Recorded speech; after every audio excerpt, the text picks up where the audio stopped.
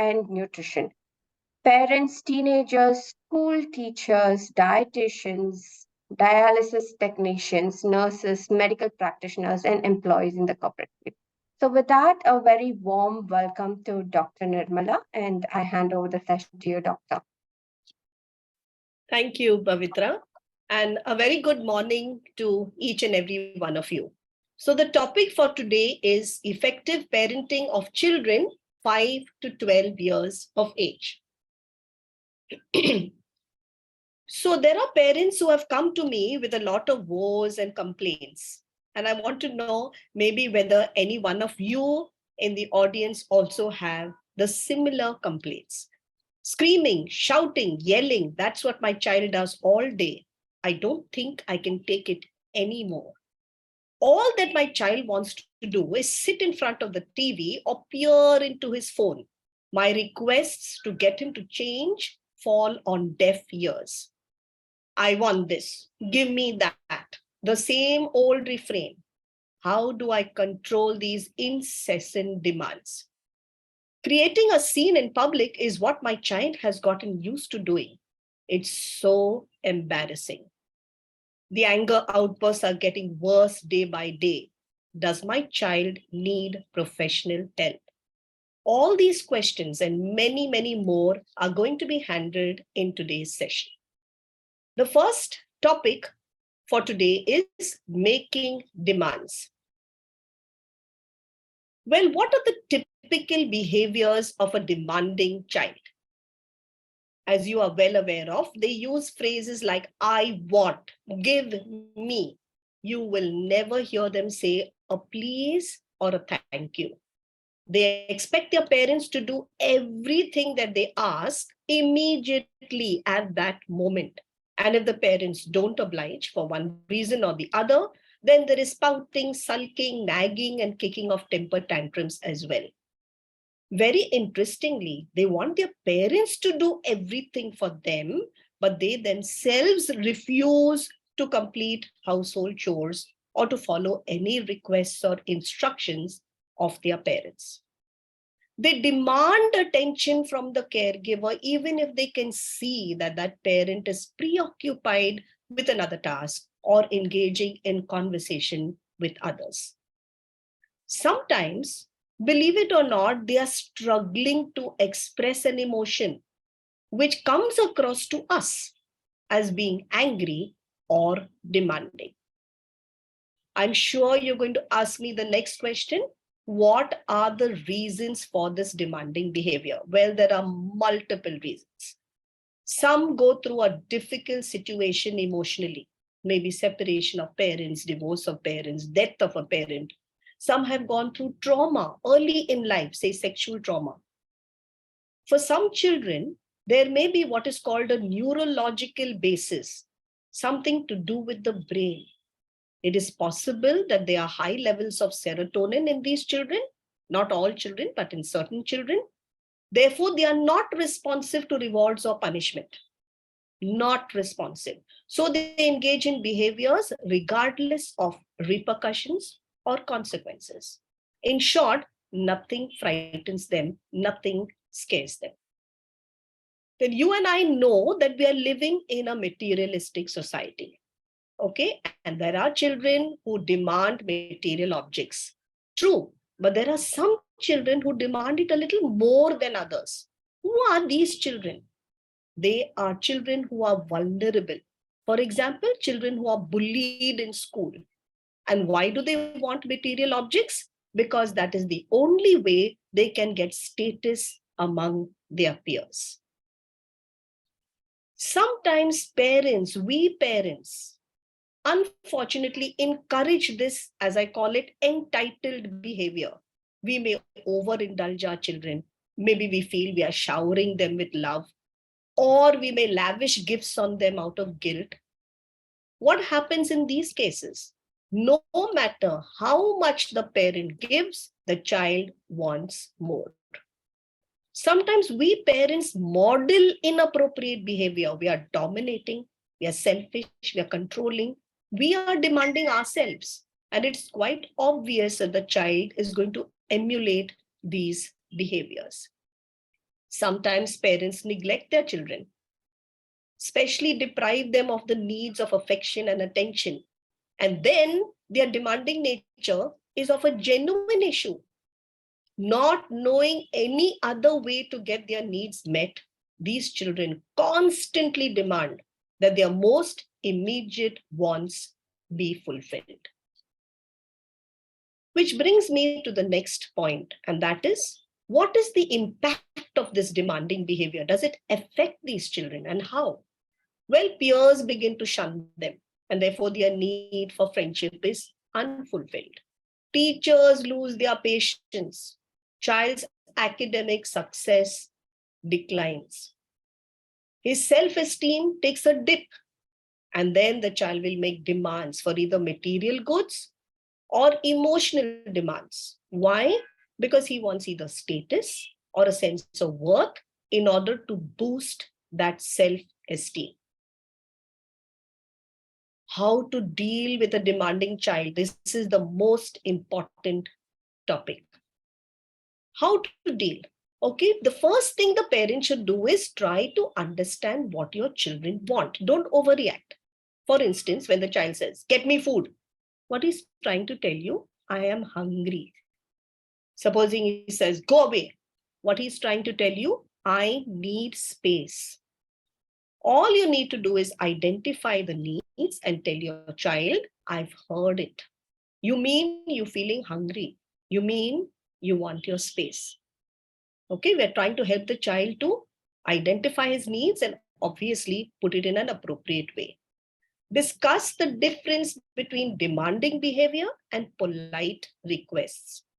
Okay, so when the child says, "Go away," it is very rude to another person. Another person feels very disrespected.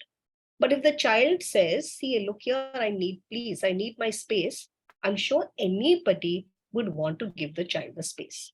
So we need to tell the child to rephrase their sentences, or maybe at least change their tone of voice when asking for something. As parents, be very firm and tell your children when they are very young, 5, 6 years of age, that some of the requests will be met with a yes, and some of their requests will be met with a no.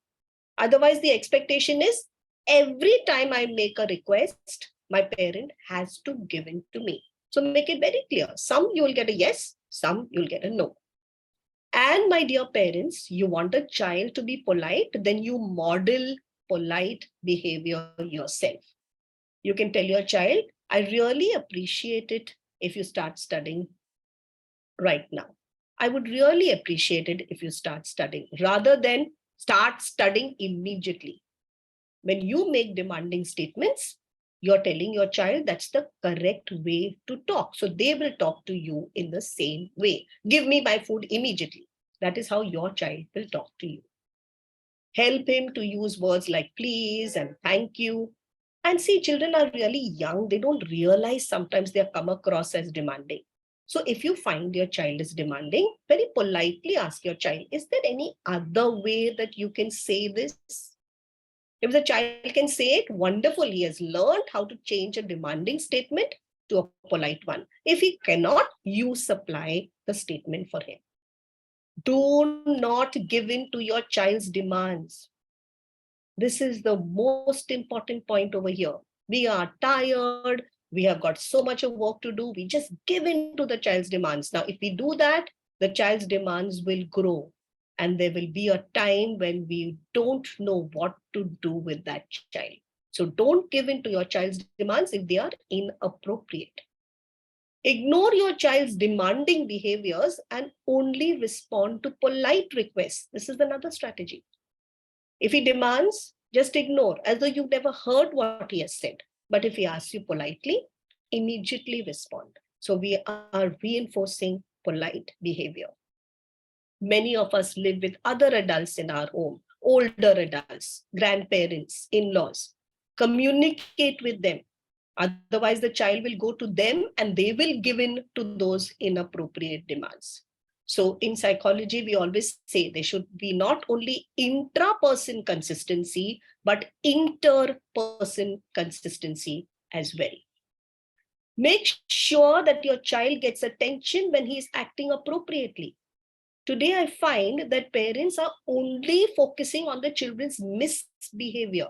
But what happens when they are behaving appropriately? We don't go up to them. We don't reward them. So what do? To get mama and dada's attention, they will engage in negative behavior. They don't mind getting scolded because at least that means the parent is paying attention to them. So pay attention to appropriate behavior. When you're taking your child to the store or the mall, review what you expect of them. Tell your child, okay, I want to tell you very clearly that we will be going to the mall, but we do not have the money to buy you that game that you want on this trip to the store. Okay, so make it very clear before you go there. We don't want scenes at the shop, at the mall. Make a rule in your house. And I've known of parents who have done this and it has gone beautifully well. Tell your children, when you make demands of mom and dad in front of your friends, in front of their parents, in public, the answer to the demand will always be a no. So when you are telling them the answer is going to be a no, they're not even going to try. Do not use physical force in response to your child's demands. The more force you use, the more resentful and the more rebellious your child will become. We now go on to the next topic of today's session, and that is getting angry. So before I even start with the topic, I want to clear up some myths about anger. I want to debunk these myths. So the first myth is anger is a negative emotion. No, my dear parents, anger is healthy. How will we put an end to social injustice if we are not angry, if we are not stirred? Anger can actually lead to positive change. But then what is bad? Anger is the same thing as aggression. No, it's okay to be angry, not okay to be aggressive. And just because I'm angry doesn't mean I have to become violent. I can learn to deal with my anger in an appropriate manner. Many parents tell me, I think my child will grow out of this phase. No, my dear parents, I don't know whether some of you were present for my last talk, but I had said that anger may be a symptom of a deeper issue, namely depression. So ignoring it can put your child in danger. Some people come and tell me, when you yell and when you hit and when you punch a punching bag, you let off steam. That was the old school of thought. Today, we have realized the more angry you act, the more angry you get. You know why? There is a reason for this. You start ruminating when you are angry. You start thinking about things that have made you angry. And that sustains your anger. It's like a pot that is boiling over. Anger is unpredictable. No. Parents who are very observant and who have kept a diary will be able to identify exact situations, experiences, and events that make their children angry. For example, if you withhold a toy from a young child, it's almost as though you're placing a gun at their throat. Confrontation will calm an angry person. No, when you confront an angry person, they will back off only temporarily. Later on, they will explode. So confrontation is not the approach. So how do we go about with an angry child? The first thing you need to know is, does your child have a normal kind of anger, or is it an issue that needs help? That's the first thing you need to differentiate. So what are the 10 warning signs that your child has anger issues? Your child hits people after the age of 6. Your child has temper tantrums after the age of 5. When I mean temper tantrums, I mean frequent temper tantrums. Your child's teacher is contacting you about anger issues at school. Your child often says, I hate you. I hate myself. Your child hurts smaller children. Your child's anger interferes with friendships. Your child always blames others for their problem. You as a parent are treading on eggshells. You never know when your child is going to have another outburst. Your child's aggressive behavior stops you from going out. You don't want to go out anymore. You're too frightened he's going to have an explosion. And you're embarrassed if it happens in public. Your child often throws things, damages property after the age of 5. These are the warning signals, my dear parents. And now you may ask me this question, but why is it that some people become so angry, others are not? Wherein lies the difference? Well, sometimes there is what is called a social skills deficit. Are you aware that children with poor social skills, they get bullied by their friends, they get rejected by their friends? That makes them angry. Sometimes they are prone to misinterpreting social situations. For example, their friends may be just teasing them, but they may feel their friends hate them and they're doing it deliberately to them. This makes them angry. And then they feel their anger is justified because they don't understand what is acceptable behavior. Some children have poor impulse control. Children with ADHD, that is attention deficit hyperactive disorder, children with autism may have impulse control problems, and maybe a few other children as well. Now, what does this mean? They don't intend to be cruel to anyone, but they lack self-regulatory skills to rein in their aggressive impulses. Now, their peers don't understand this. The peers get scared of them and angry with them because they seem to be very aggressive. So what do? Once again, they shun these children and these children are rejected, which adds to their anger. And then sometimes parents make some mistakes. For instance, there are parents who overindulge their children. So when they leave the home and start going to school and they realize that teachers and peers are not going to overindulge them and they expect that their boundaries are respected, the child can't do so. He feels rejected. He becomes angry. Sometimes parents do not fulfill the needs of their children, affection and attention. And then they have to do something to fill this void that is created. Sometimes parents are abusive in relation to themselves, in relation to their children. So what do their children do? They're very angry with the parents. Believe it or not, I get the teenagers, but the younger ones are also very angry. But they can't take it out on their parents, obviously. So what do? They lash out at their peers. By the way, parents' aggression only teaches children that anger is the best tool for getting one's needs met. When they see the parents fighting and quarreling and having conflicts, in their mind, anger is a method, is a tool for getting my needs met. So we have to be very careful as parents how we come across to our children. So what do you do when your child is angry? Teach your child about feelings. The first point is that your child doesn't even know what he is going through. So help him to understand basic feelings, mad, sad, glad. You can go up to your child and say, it looks like you're really feeling angry right now. It's okay. It's a valid emotion. It's a valid feeling. Over time, he will learn to label his emotions.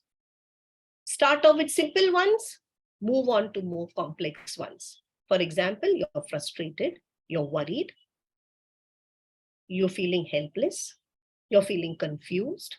This you can do with time.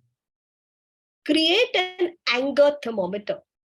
Everyone knows what a thermometer is. We use it to check our temperature. So what do? You draw a thermometer on a paper and put numbers from 0 to 10. And ask your children, and they are very smart, they will give you accurate answers. What happens in their body at each number on the thermometer? And your child may tell you, I'm smiling. They'll draw a smiling face at 0, a mad face at 5, a fist at 7, and an angry monster maybe at 10. Now, your children are making a connection that when the anger temperature goes up, just like you take a tablet when your fever goes up, So also when your anger temperature goes up, it's time to take a break and do something to calm down and cool down. Some parents are very innovative. They have a calm down plan. They either have a calm down corner or a calm down kit.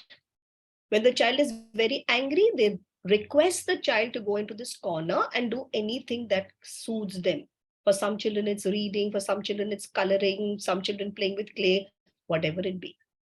Some parents use what is called a calm down kit, which I have found very helpful. They actually have a little suitcase, a little box. And in that box, you have a coloring books, crayons, a fun book to read, a favorite toy, stickers, everything that a child likes. And whenever the child gets very angry, you can say, go get your calm down kit. So the child opens the kit and starts doing something to calm himself down. Now, this is a beautiful strategy because it encourages your child to take responsibility for calming themselves. You are not always going to calm them down. You're not always around to calm them down. They can calm themselves down. Cultivate anger management skills. Teach them how to breathe deeply, how to go for a quick walk, how to count from 1 to 10. These are things that can help to calm them down. I personally have used a turtle technique with them. I've trained children how to withdraw into their shell, like a turtle withdraws into a shell. So they actually practice the physical action of withdrawing into their shell and stay there till you're calm. And once you're calm, you get out of your shell like the turtle does. Don't give in to anger outbursts. It'll make aggression worse in the long run. And please follow through with consequences. Here is where parents falter. They threaten, but they do nothing about it. If you have told your child no angry episodes and that they will have to take a consequence, please let them take the consequence. By consequence, I don't mean hitting them, whacking them, beating them, belting them, nor do I mean abusing them or disrespecting them. But you can take away a privilege from them. That is a very effective strategy. For example, not watching TV, not going to play with their friends, are some of the things that can act as taking away a privilege. Avoid violent media. If your child is aggressive, please see that they are not exposing themselves to violent TV shows or video games. There is plenty of research, my dear parents, to show that this can exacerbate the problem. In fact, look out for books, and you parents are excellent in this domain. Look out for books, games, shows that model healthy conflict resolution skills. Tantrums. How many parents have come to me and said, I'm sick and tired of my child's tantrums? But the most important question I have been asked is it normal? Well, I'm going to help you to identify when it is not normal. So does your child hit or kick you when he's frustrated? If he does so, does he do so rarely or does he do so in more than half of the tantrums? If he's doing it in more than half of the tantrums, there is certainly a problem. Does he try to injure himself, hit himself, bite himself, scratch himself, bang his head on the wall? That is concerning. Is he the child who you just can't calm down no matter what you do? You have to remove them from the environment. You have to promise them something to get them to calm down. Otherwise, they will not calm down. That is concerning. Do they have more than 5 temper tantrums in a day? And that day is not an isolated one? That's concerning. And if the outburst lasts for more than 25 minutes, that could definitely signal an underlying issue. So what do we do? What causes these temper tantrums? Well, when they don't get what they want, children will kick up a temper tantrum. If you take something away from them, again, they get angry. Sometimes they're just trying to get your attention. Sometimes they're trying to test the rules. Mom said, if I get a temper tantrum, this is going to be the consequence. Let's see what happens. Sometimes they are making a transition from school to home, from daycare to home. Some of the children, they do not understand what you want them to do, and that creates a temper tantrum. Some have not learned to express their feelings. Other children are tired, hungry, worried, upset, stressed. Okay, so there are lots of causes of tantrums. How do you deal with a tantrum? What if it's an older child, 8-year-old, 9-year-old, 10-year-old, still getting tantrums? May not be frequent, but still getting tantrums. What do you do? Well, there is a wonderful 5-step procedure.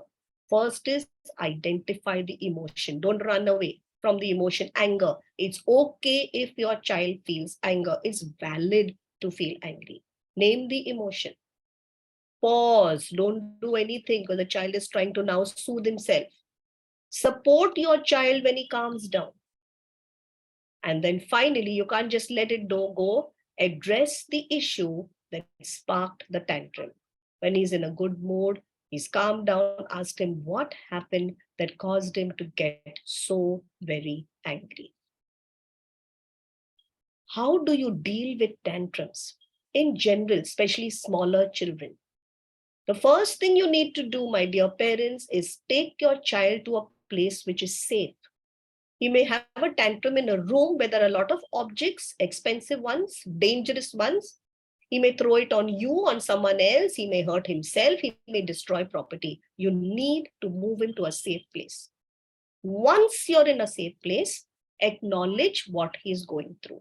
Speak slowly, in a low voice. Don't scream, yell, shout. Stay quietly with them till they calm down. They will calm down. The more quiet you are and the more calm you are, the more they will calm down. Some children want to be touched and held, especially the younger ones. So you can do that. Whereas some children, they don't want you. They want physical space. Please give that to them. Please don't try to reason with your child. Logic will not help. They are blind and deaf to reasoning at that point in time. You can do it later on. Be consistent about not giving in to demands. I know of parents who today will not give in, tomorrow will give in. So the child's tantrums have become more intense. Try a paradoxical instruction. This is a wonderful strategy. I've seen it actually working in front of my own eyes. Here you give your child permission to scream and shout until they are ready to stop. Instead of trying to stop it, say, okay, scream and shout for as long as you want. And when you're ready to stop, please do so. So once one of the teachers in a school did this with a child who was crying a lot in the class, in a nursery class, and disturbing everybody, crying. So they didn't punish her or anything. One of the teachers happily took her into another class, sat with her, empty class, and told her, if you want to cry, it's fine. You cry as much as you want. And then when you're finished, tell me, I will take you back into that class. And she sat with the child. So the child was not frightened and not alone. Believe it or not, in 1 minute, the child wiped tears and said, I want to go back to class. So this is a wonderful strategy for parents. Sometimes the opposite works, and that is called paradoxical instruction. So they want to have the temper tantrum, but when you give them permission to have the temper tantrum, that's when they don't like it and they stop. Lastly, comfort your child when they have calmed down. Now, I find that rather than only focusing on children, we have to focus on parents, because sometimes parents get very disturbed with the tantrums. So these are some pointers for you parents. Stay calm. You have to give your child, okay, the impression that you are a model of calm behavior. Before the child has a tantrum, plan how you will handle the tantrum and then execute it. Remember, you are not responsible for your child's tantrum. You cannot control his behavior. Even the best parent, hypothetically in the world, cannot control a tantrum. You can only guide your child's behavior. Accept that it takes time for change to take place. Don't go quickly and complain to another parent, I tried everything, it's not working. It takes time. Remember, the bottom line is your child is not doing it deliberately, purposefully trying to push your buttons. No, he's stuck in a bad habit and he doesn't have skills to cope with the situation. If other people give you dirty looks in a public place when you're disciplining the child, ignore them. Disciplining your child is more important than getting approval of these people. Now we go on to another one, and that is becoming defiant. What is defiance? It's a refusal to obey rules, listen to grown-ups, not to comply with requests. It can manifest itself in many ways, talking back, arguing, breaking things, and so forth. Extreme defiance can be a symptom of an underlying emotional or behavioral issue, such as ADHD, ODD, that is oppositional defiant disorder, disruptive behavior disorder, conduct disorder, or mood disorder. So if the defiance is excessive, my dear parents, maybe the child needs professional help. How to manage defiance? Number one, set expectations. Tell your child what you expect very clearly, very simply, and it has to be age appropriate. For example, you don't tell a 5-year-old child, do clean up your room. He will not know what you're expecting of him. But if you tell him, number one, just pick the toys off the floor and help him to do so if he needs help, that makes more sense. Get to the root of the behavior. Why is your child defiant? Keep a diary. Note down all the times when your child is showing defiance. There may be a pattern. Does he do it when he's tired? Does he do it when he's hungry? Does he do it when he's pressured? Does he do it when he's overwhelmed? Once you know the cause, you can adjust the situation so that the child is less oppositional. Treat your child as you'd want to be treated. All of us have a bad mood on certain days. So your child also may be in a bad mood. You have to be firm, no doubt, but speak to them in a loving manner. Take advantage of your child's verbal skills. Calmly discuss with your child what you want. And children are very smart. They can work out a solution that works best for both of you. Establish ground rules and keep to it. If talking disrespectfully is unacceptable in your home to anyone, then let there be consequences for the same. As I told you last few minutes ago, deprivation of something is the best. Compromise when you can. See, there are minor things in life and there are major things in life. I think just give in for the minor things because you need to stay firm when it is major. So supposing you want your child to wear the red shirt, but he wants to wear the yellow shirt, just let him wear what he wants. But if he's trying to bargain with you that he doesn't want to do homework, that is something that you need to stand firm about. Sometimes your child wants more control. Give him choices. You can bathe before doing your homework or after doing your homework. Your child will be very happy. I remember my children once went for an injection, for an inoculation many, many years ago, and both of them were making a big noise, running under the table, not allowing the doctor to give them the shot. And finally, I told them, see, this doctor is a very special doctor. He gives choices. He actually asked children, which arm would you like to have the injection in? So my son and daughter were all excited. My daughter said, I want in the left hand because tomorrow I have to go to school and write with the right hand. And of course, my son said right hand because I don't want to go to school tomorrow. So you can give it to me on the right hand. But they were thrilled that the doctor was giving them a choice. Create a reward system. Give little tokens to your child. Okay? And that tokens can be exchanged for rewards. Small little tokens. The tokens can be anything. You can just have small bus tickets or just colored paper or anything. Just give them a token, exchange it for a reward. Avoid power struggles. You are not there to scream and shout at them. If they do something wrong, give a warning. And then follow it with a consequence. Calmly. We don't need to get excited. Give positive attention. What do we do as parents? Whole day we are disciplining our children. Do we play with them? Do we play games with them? Do we spend time talking? Do we go for a walk with them? Please do that. Because otherwise they will engage in non-compliant behavior only to get attention. Praise compliant behavior. I know this is very difficult because some parents say, but they don't comply with anything. Make your request very simple. Please put your bag down over here. Very simple request. They will do it, and then you praise them for their compliance. Once they understand the value of praise, they will go on doing things which bring about that praise. Our last topic for today is phone addiction, one of the most important topics though. What are the warning signs of cell phone addiction? I have 2 slides on this because it's so important for you to know this.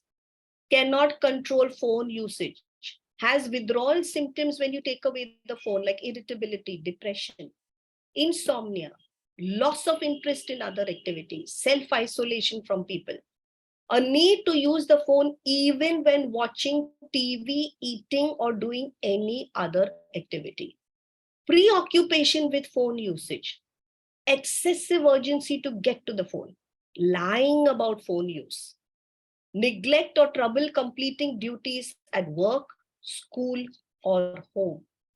Look at some of the other warning signs.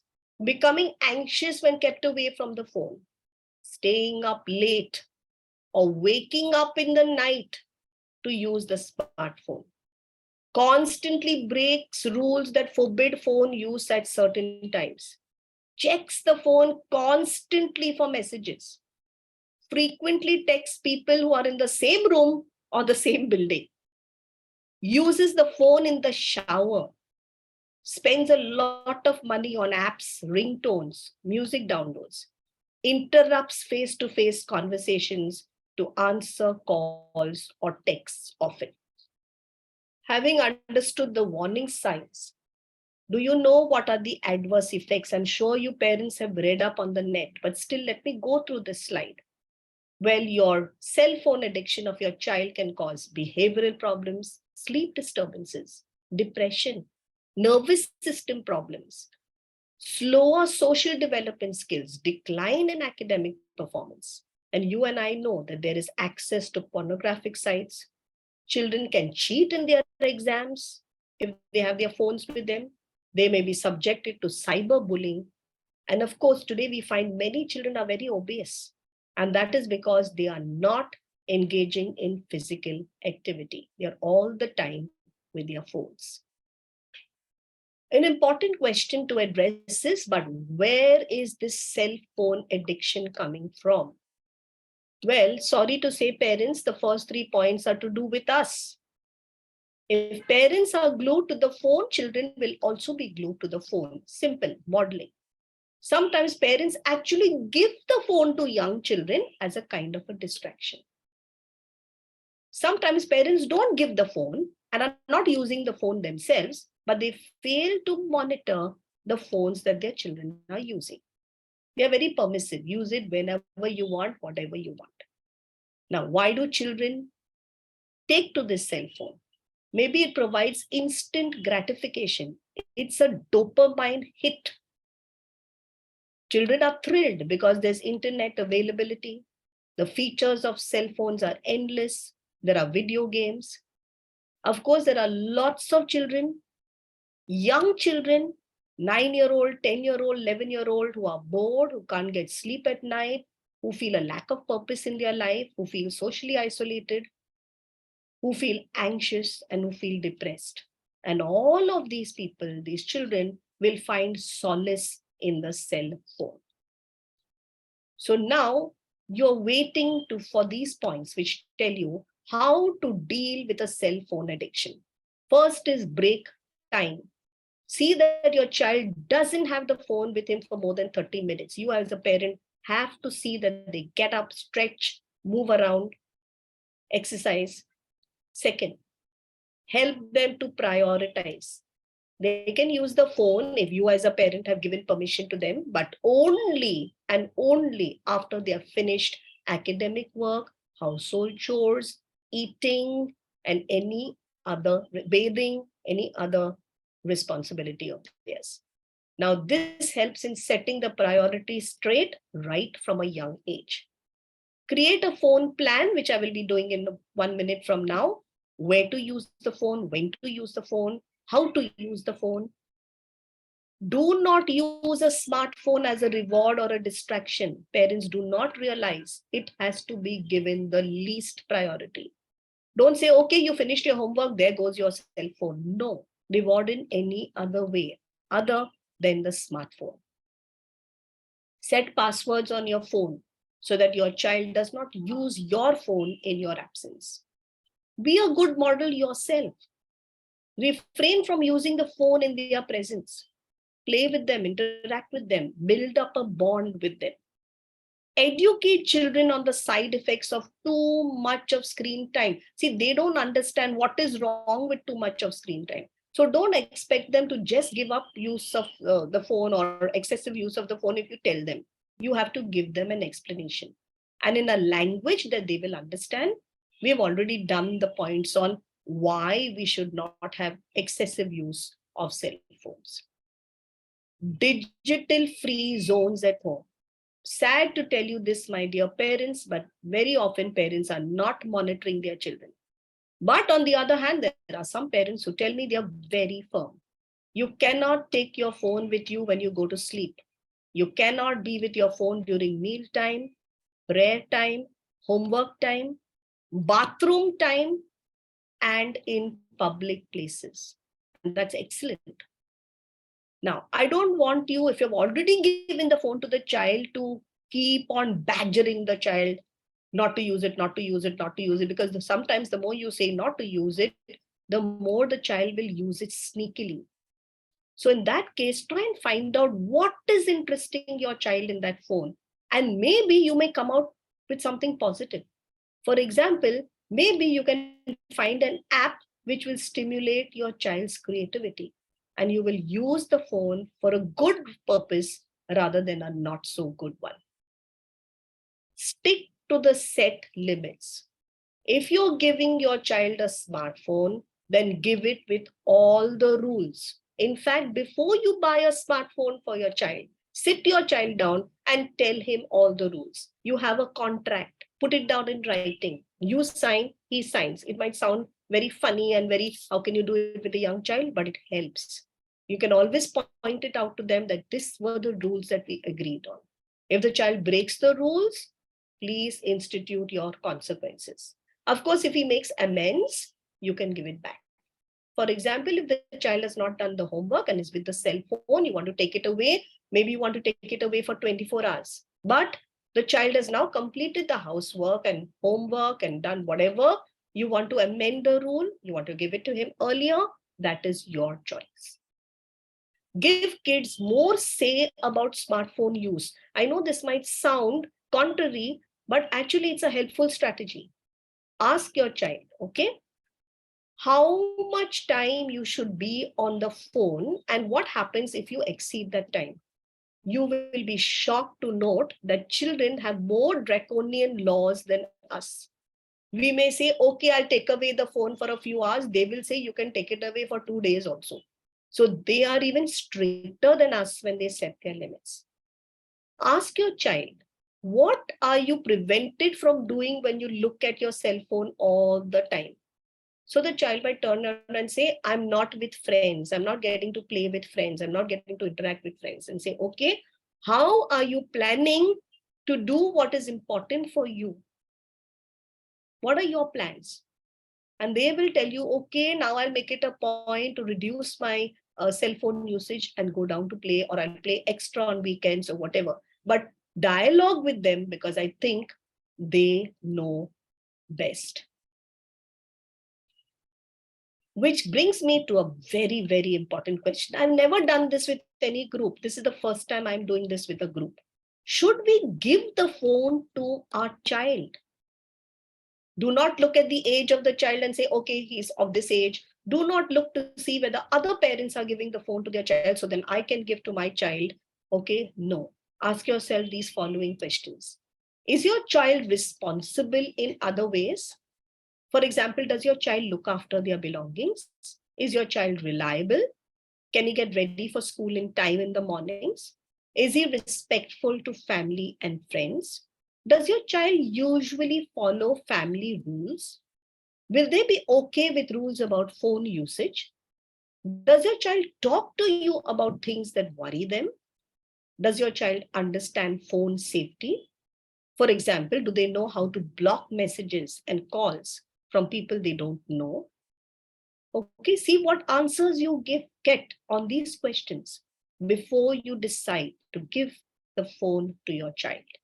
And now, this is a shocker, my dear parents. What has research to say in the field of cell phone usage for children? Well, research says the best time to give it to them is not earlier than high school. That is not earlier than 13 to 14 years of age. Below 2 years, not to give the phone to the child at all. Between 2 to 5 years, if you have already given the phone to the child, then less than an hour. 6 years and above, not more than 2 hours. Now, there are many parents who will come and tell me, I'm very worried about my child's safety and my child needs to communicate with his peers because of homework and schoolwork. Agreed, but has it ever struck you? You can give them a phone that only calls and texts. You don't need to give them a smartphone. Okay, so this is something that you can think about. Mobile phone rules for your child. Now, nobody can tell you what rules to have for your child, but I can just discuss the parameters that you need to take into account. What are you going to allow your child to see on the phone or do on the phone? So many parents say, of course, they can contact friends. Of course, they can listen to music. Are you okay with your child watching movies? Some don't like it. Are you okay with your child downloading new apps without your permission? Some don't like that. Where can the child use it? He has to be told 100 times over, if you're giving him the smartphone, cannot use it in school. At all costs, he can only use it maybe in the bus when coming home. And that too, he has to be very careful about its safety. When can the child use it? Okay, so we've already discussed that in a previous slide. When they don't have to use it, maybe they can use it at other timings. But one thing is very clear, they do not take the phones with them in the bedroom when they have to sleep. Sleep is sleep time. Okay, there are children, young children who are getting up 100 times in the night to just check their phones. Please be careful. It will lead to sleep disturbances. And many parents have asked me how much your child can use a plan's monthly allowance, but there won't be any extra payment. So if it goes beyond the monthly allowance, it goes from their pocket money. They will soon learn not to use it excessively. Okay, now there are 3 kinds of parenting styles. Very quickly, I'll just run through them. There is authoritarian parent, where you are a strict disciplinarian. Punishment is common. Communication is only one way from parent to child. Rules are not explained. Parents are less nurturing. Expectations very high. And then we have permissive parents. They let their children do anything they want. They have no rules. Communication is open, but these parents let children decide whatever they want rather than giving direction. They are warm and nurturing, and their expectations are minimal. And now we have the authoritative parents who are reasonable, nurturing. They set high expectations. They are self-disciplined themselves. Their rules are clear. Communication is frequent. They are nurturing. Okay, their goals are clearly stated. As you may have guessed, my dear parents, authoritative parenting is the best type of parenting. Finally, just 4 quick points for us to understand. Effective parenting requires a sound marital relationship. Remember, marriage is the axis around which all relationships revolve. So if your marriage is a pained one, okay, if you all are criticizing each other, disrespectful towards each other, using the children as allies and pacifiers and messengers, then the parenting is going to take a knock. On the other hand, if you as a couple are respectful, caring, cordial, you are wonderful role models for your children, your parenting will automatically be far more effective. Effective parenting implies being a good model for your child. Okay, if you all were present for the last session, I gave the example of a child who came home and told his parents, see what I learned in school. 1 plus 1, the son of a bitch is 2. 1 plus 2, the son of a bitch is 3. Yes, I am saying son of a bitch. You got me right. And so the parents were horrified. And what did they do? They dragged the child to school and they told the teacher, what are you teaching this child? Please say what you've learned. And the child said, 1 plus 1, the son of a bitch is 2. And the teacher turned around very calmly and told the father, I think you must be saying this in the house because I taught the children 1 plus 1, the sum of which is 2. So you can imagine what model this father was for the child.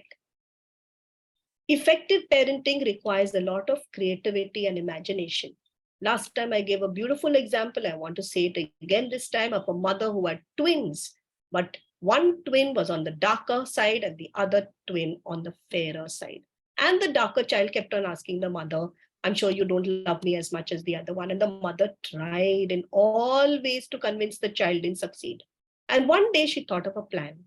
She took them to an ice cream parlor and she told them to choose their ice creams. One chose vanilla and the other chose chocolate. And she says, why are you choosing vanilla and chocolate? So many different flavors to choose from. They said, Mama, we love these flavors. She put her arm around the fairer one and said, you are my vanilla, and to the darker one, you are my chocolate. And that was enough for the children. Effective parenting involves both joys and sorrows. My dear parents, do not get over attached to the joys and do not get preoccupied with the sorrows. Remember how the waves come one after the other on the beach? Just take them as they come in your stride. I love these 3 quotes. While we try to teach our children all about life, our children teach us what life is all about. There is no such thing as a perfect parent, so just be a real one. If we are wonderful parents and family members, then there is really nothing else to prove. Okay, so thank you for participating. Please translate whatever you have learned into practice. Thank you.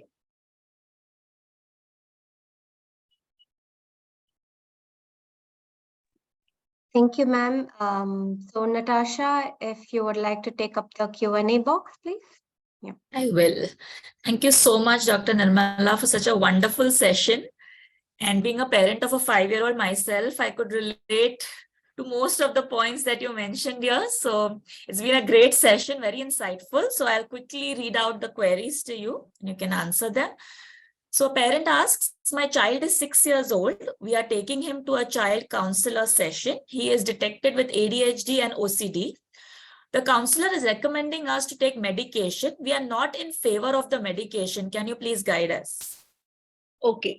So first and foremost, the psychologist cannot prescribe medication. A psychiatrist has to prescribe the medication. Okay.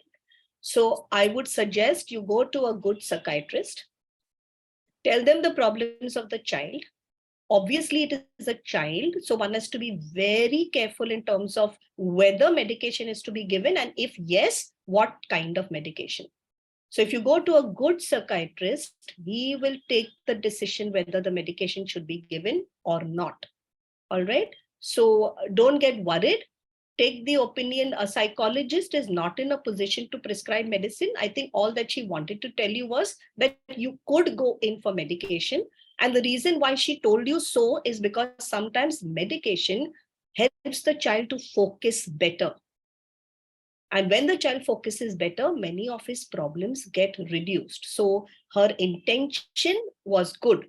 But now you need to go to the psychiatrist and find out whether at that young age the child should take medication. If medication should be given, what kind of medication should be given. Explore with the psychiatrist whether there are side effects to that medication and how you can be able to deal with those side effects. Once you do that, you will be, going on the right track. But yes, medication does help children to focus, but whether it's for your child at that age, the psychiatrist will have to look into that. Okay, Natasha. Thank you, ma'am. There's another question, but it's related to teenage. So we'll come back if there's time because we covered that last time. The next question is, how does one deal with tantrums during meal times? Okay. So what is the tantrum all about? That parent has not told me, but I presume the child doesn't want to eat something and so is picking up a tantrum because the mother has not made his favorite dish maybe. Okay, so what we do in this case, whoever child it is, we see to it that in every meal, there is one item that the child likes, not every item. So supposing I'm cooking 4 different things for today's meal. Okay, 3 things can be done to suit someone else's needs. One thing I ensure that the child can have. One and one alone. If the child comes and sees the other things on the plate and gets disturbed, tell him that he has to have a little bit of each of those. Okay. If he creates a scene, okay, and gets up and gets out of the room, or if he creates a temper tantrum, the best thing that is done in this case is to tell him, okay, when you calm down, you can eat. And if the child says, no, I don't want to eat, it is okay. Let him skip that meal. Do not give him a snack in between. Let him wait till the next meal, whenever you have your next meal. He will soon realize that you are not tolerating these kind of tantrums. Don't shout, don't scream, okay? Find out what the tantrum is all about. If it is a particular dish, as I said, make a dish of his liking each time, but only one, not 3 and not 4. Make him understand that everybody's needs have to be taken into account. Grandfather, grandmother, mother, father, and himself. He's not the only child in the house. Okay, if he chooses to get the tantrum, I've already guided you how to ensure that the child eventually calms down, what needs to be done. Okay, if he refuses to eat, tell him, okay, you made this choice, nothing will be given to you till the next meal. Believe it or not, that tantrum will disappear in a short period of time. Okay. Okay, ma'am. The next question is, does gritting teeth in sleep indicate aggression or underlying emotions? How about sleep talking in a 4-year-old?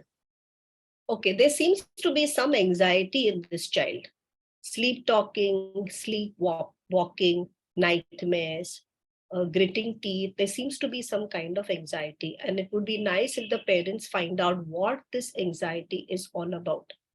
Is it to do with school? Is it to do with home? If it is to do with home, since the child is 4 years, is there another small baby in the home? Does the child feel that the attention is all going to that child instead of her? What could be the cause of this anxiety? Because there is definite anxiety. But we need to find out what it is all about, and we need to manage that anxiety.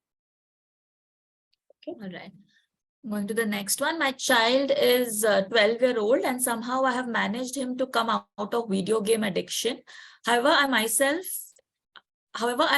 is a video game freak and want to play myself and buy a new PlayStation 5 console with restricted usage to my child. Can I still buy the PS5 or shall I park my interests for some time? Okay, so I think after today's session, I think everyone has understood. There are 2 things. One is modeling bad behavior for your child. Your child models what you do, not what you say. So if you continue to be an addict, then the child will also say, how come you can do it and I can't do it? Okay, doing it on the sly and doing it in private, your child may not see it, but it goes against the values that is appropriate for a parent. So this is something that you need to think about. Is it appropriate for the age group of that parent to be addicted to this game? Or is it, as a parent, I have so many other responsibilities. And if I want to teach my child to give priorities to the right things, then I also need to give priorities to the right things. I think I have answered this question. All Okay. right, we'll take the next one. So you spoke about minor compromise sort of indicating them, but so the question is, would that minor compromise sort of indicate them that they can have their own way? Where do we draw the line? Okay, so very good question. So minor compromise is compromise on issues that you consider to be not important. For example, I said the red shirt or the yellow shirt. All right. Or I want to bathe before my homework or after my homework. It doesn't make a difference. The child is having a bath. It doesn't make a difference. The child is just choosing the color of the outfit. So if it is something minor, sit down with your child and say, these are the things that I can compromise on. Give a list of 4-5 things that you feel are okay. You want to choose your bathing time. You want to choose your outfits. You want to choose whatever it is okay with you, your comfort index.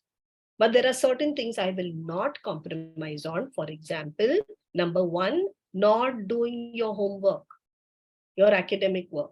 Number 2, not doing a household chore. Number 3, talking disrespectfully to family members. I will not compromise on these 3 things. So you make your list, 2 sides. What you feel are minor for you and what you feel are major, because each of us are different. But you examine the sentence and find out, because once I realized when a parent came to me, it was the parent's rigidity. No, he has to go for bath at 5. No, he has to go for bath at 5. No, he has to go. And then later on, she realized that, okay, there's nothing wrong with my child. It's I who am so rigid. So ask yourself this question. Is there a rule? What will happen if the child doesn't do it by this time? Will the world come to an end? No. So maybe parents, we also need to be little flexible to teach our children the value of being flexible. But make it very clear. These are the things I will give you a choice in. These are the things non-negotiable. This is something that you can do. Right. How does one encourage a child to open up to parents about what happened outside of home? Okay. So it depends on the age of the child. Everyone knows as the child is growing up, they talk less and less to the parents. That's not a bad sign. That's a good sign. They're asserting themselves and they're trying to be very independent. So the best thing the parent can do is start a routine of whenever the child comes home, just asking how the day has been. Children will spontaneously talk. So that is the nice way to get started. You have to have a good bond with the child for the child to open up to you. Okay, so routinely asking the child, make it a routine, not only on the day when you find your child not looking okay, when your child is looking low. Don't only ask on that day, but the child will become suspicious. Why does mom want to know today? I don't want to tell her. Or why does dad want to know? I don't want to tell him. So what you do is every day make it a point when he comes home. How was your day? How did the classes go? Did you make any new friends? Or how are you in the play field today? Whatever it is, your regular questions. If he can answer without questioning, that is in fact even better. However, when you find your child low, but he is not ready to talk to you, do not push. Only tell your child, it looks like there is something on your mind. I am there if you wish to talk about it. I don't want to force you or pressure you to talk about it. But if you want to talk about it, remember, mom, dad, we are always there for you. Believe it or not, if the child is in a situation where he needs help, he will come to you. Okay, so tell him that. Keep the doors of communication open. In short, don't badger him, don't pressurize. The more you tell me, I want to help you, please, please, the child will run away. So just say, it looks like something is bothering you. Okay, it's okay to talk it over with me, but I don't want to push you or force you. Whenever you feel ready, I'm there for you. Thank you, ma'am. There are a lot of questions. I think we'll take about 2 to 3 more, and maybe we can answer the remaining over an email or something. My 6-year-old daughter demands a lot of engagement from us, and when we, because of our work, couldn't give that kind of engagement, she becomes agitated and angry. How to handle such situations? Okay, so now I don't know whether these parents in the beginning were giving a lot of attention and now they're not able to give that attention and she's feeling deprived.